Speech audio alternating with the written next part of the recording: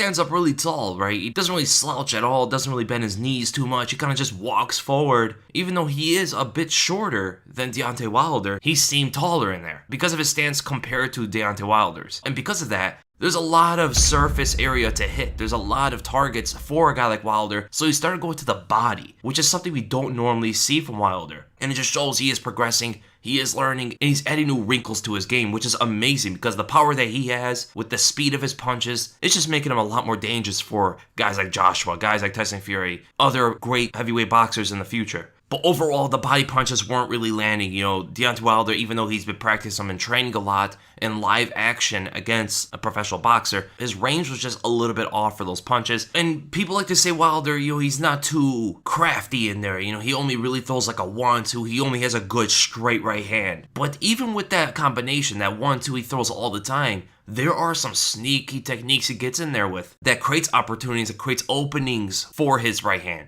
In this sequence where he steps in and throws a jab to measure for his right hand, right? The 1-2. And once he throws the jab and he gets in there, he can already feel a speed difference between him and his opponent. When he's retracting the jab, when he wants to bring it back, he can also pull down the left hand of Breazeale to create an opening window for his right hand to get through. And that's exactly what he does. Right straight down the center, connects on Breazeale clean. And then again, where Breazeale gets a little bit close, he marched him down. He goes pumps and throws out a jab, and he kind of runs into a jab of Wilder. But Wilder has his sights on his prey. He has sights on target. And he also leaned just enough to get away from the punch and on the outside and sees another opening right over the top because Breazeale dropped his left hand. And as soon as he goes up to look at Wilder, the right hand is coming. And Breazeale's in all kinds of trouble. And from this, Wilder got the sense he hurt Breazeale, so he starts hunting down. He starts trying to finish off Breazeale, but he gets in trouble himself because of that.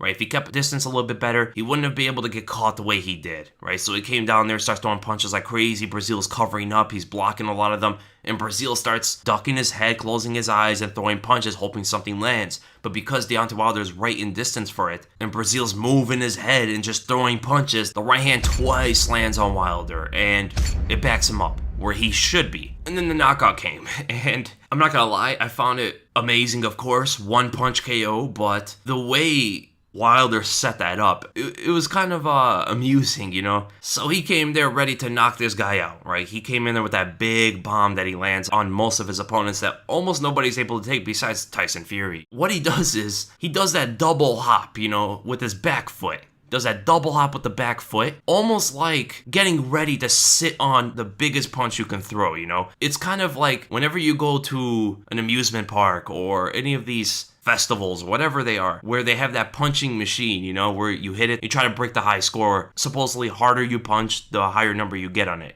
You know, that game, he did the same setup for this punch like people do when they're getting ready to blast that bag. That double hop forward with his back foot and launches forward that right hand with his entire body behind it. And Breazeale dropped his left hand and is trying to go for a left uppercut, which is actually one of the worst counters you want to throw at someone when they're coming in on you like this. And especially the way he threw it. He didn't use his knees. He just brought down his arm and tried to throw it up. Even if it lands, it's still just an arm punch, right? There's no real leverage. There's no real weight behind that punch, even if he lands. But of course, he's not really going to land because he dropped it right when Wilder came in on him, and he's trying to bring it up and close. And Wilder lands that right hand right over the top of that left hand of Breazeale and drops him hard. Pretty funny. Some people were saying he went airplane mode because of how he felt, but, you know, doing the T-pose on the ground. But right when that landed and Wilder started walking away, you could tell it went in his head. Okay, I've been here before. I knocked down Tyson Fury like this. He got up. In his mind, he thought that it was a long 10 count. I don't believe it was because, you know, I did make a video on it. I did explain it. That it wasn't even a 10 count or a 10-second count, which actually doesn't matter at the end of the day because it's not what the rules say. But when the ref grabs him and tells him to go in neutral corner, Wilder not only goes to the neutral corner, he sprints. He's like, I'm not giving this guy a chance. You know, I've been here before. You bet this is not going to happen to me again. I mean, all credit to Deontay Wilder. Even though that knockout was beautiful, it was beautiful destruction, right? It was also pretty funny, pretty amusing in some ways as well. I mean, from the setup to the knockout